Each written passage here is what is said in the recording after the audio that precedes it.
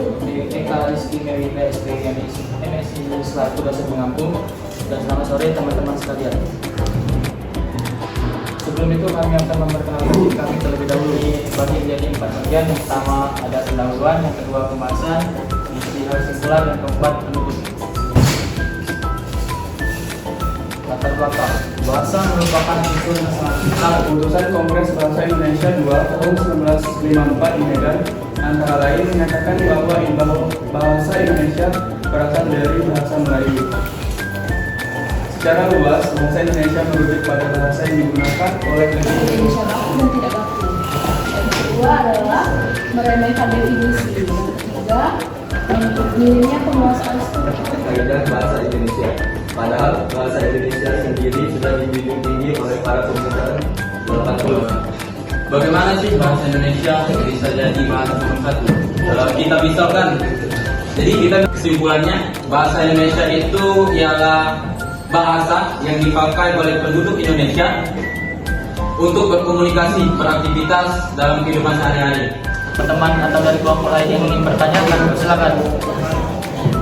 Nama saya Dinda dari kelompok 5 ingin bertanya, apa upaya yang dapat dilakukan untuk melestarikan dan memajukan penggunaan bahasa Indonesia sebagai faktor Melestarikan dan memajukan penggunaan bahasa Indonesia sebagai faktor pemersatu. Kita dapat melakukan beberapa upaya seperti yang pertama adalah pendidikan bahasa Indonesia, yaitu untuk meningkatkan kualitas pendidikan bahasa Indonesia di sekolah untuk memastikan generasi muda memiliki pemahaman dan keterampilan berbahasa. Bagaimana sastra berbahasa Indonesia dapat mencerminkan dan merayakan keanekaragaman warisan budaya dan pandangan hidup di Indonesia?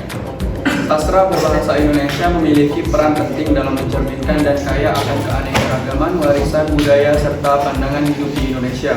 Setelah melihat faktor yang menghambat perkembangan bahasa Indonesia, apakah ada upaya yang bisa dilakukan dari pemerintah untuk terus mengembangkan bahasa Indonesia, dan adakah upaya dari kita sebagai masyarakat Indonesia untuk turut ambil bagian dalam upaya mengembangkan bahasa Indonesia? Kita telah melakukan berbagai upaya untuk mengembangkan bahasa Indonesia, seperti menyelenggarakan program-program pendidikan dan promosi penggunaan bahasa Indonesia.